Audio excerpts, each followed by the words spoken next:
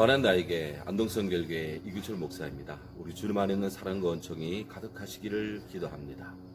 카네기 인간론은 사람들이 나름 성공적인 삶을 살고자 할 때 미소 짓기, 인사하기, 대화하기, 칭찬하기, 비난하지 않기, 비방하지 않기, 그리고 불평하지 않기 등 이른바 미인대칭 비비불 7가지 생활 자세를 권고합니다.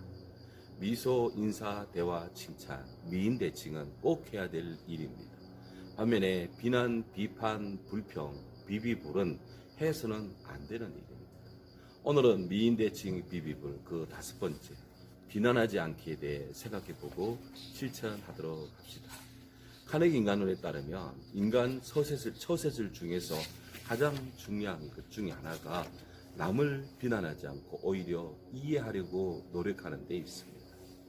일례로 아브라함 링컨 대통령의 경우에서 배울 바가 많습니다.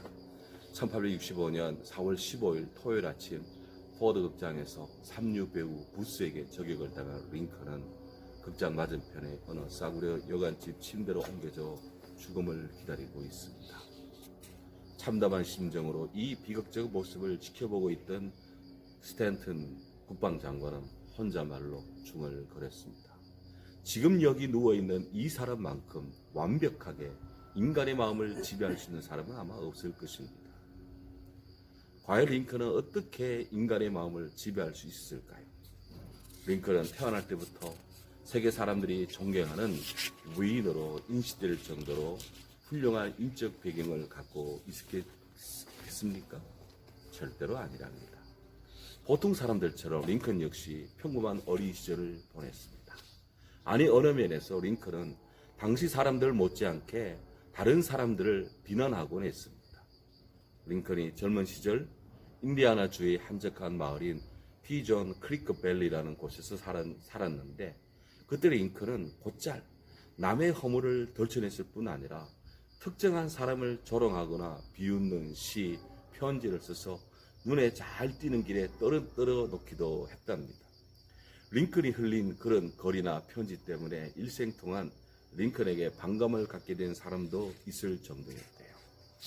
변호사가 된 링컨이 일리노이주 스프링필드에서 변호사무실을 열었을 때 그의 변론을 반대하거나 적대감을 드러내는 인사들을 비난하는 편지를 링컨이 신문지상에 자주 투고하곤 했답니다. 이 사건으로 인해서 링컨은 큰 봉변을 당할 뻔한 적이 있었습니다. 1842년 가을 링컨은 허세를 잘 부리고 시시비비를 가리기 좋아하는 아일랜드 출신의 정치인 제임스 쉴즈를 조롱하는 풍자문을 스프링필드 저널에 익명으로 투고했습니다. 그 글이 신문에 실리자 스프링필드 사람들은 모두 쉴즈를 비웃었습니다. 그런데 자존심이 강하며 스스로의 감정을 억누르지 못하는 쉴즈는 불같이 화를 냈습니다.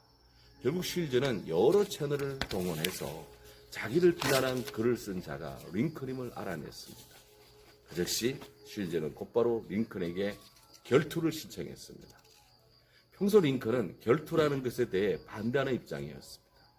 그러나 상대방의 명예가 실추되었다며 주최사자 달려드니 링컨도 어쩔 수가 없었습니다. 어쨌든 무기 선택권은 링컨에게 위임되었고 팔이 길었던 링컨은 기병대용 장검을 택하였습니다. 육군사관학 출신인 친구에게 장검의 사용법을 지도받았습니다. 하지만 링컨의 마음은 밤낮을 가리지 않고 쉴즈를 비난한 것에 대해서 후회를 하고 또 회개를 하였습니다. 비난을 하다가 죽게 생겼으니 말입니다.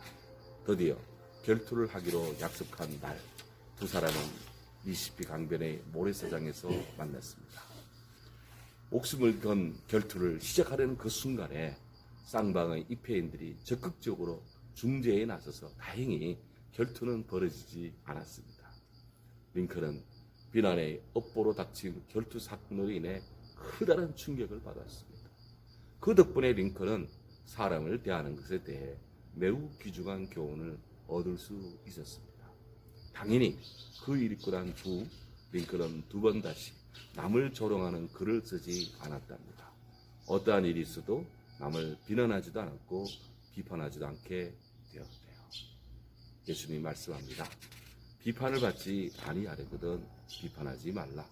너희가 비판하는 그 비판으로 너희가 비판을 받을 것이요 너희가 헤아리는 그 헤아림으로 너희가 헤아림을 받을 것이다. 어찌하여 형제의 눈 속에 있는 티는 보고 내 눈 속에 있는 들보는 깨닫지 못하느냐. 외식하는 자여, 먼저 내 눈 속에서 들보를 빼어라. 그 후에야 밝히 보고 형제의 눈 속에서 티를 빼라. 마태복음 7장 1절에서 5절 말씀입니다. 남의 비난을 받고 싶지 않다면 남을 비난하지 말라. 이 말씀이 바로 링컨의 좌우명이 되었답니다. 그리고 그가 크게 성공한 대통령이 되는 비결이 되었대요. 우리 비난, 불평, 비평의 대가가 아니라 이해하고 사랑하고 칭찬하고 주의 사랑으로 함께 해주는 그런 그리스도의 사람이 되기를 기대합니다. 감사합니다.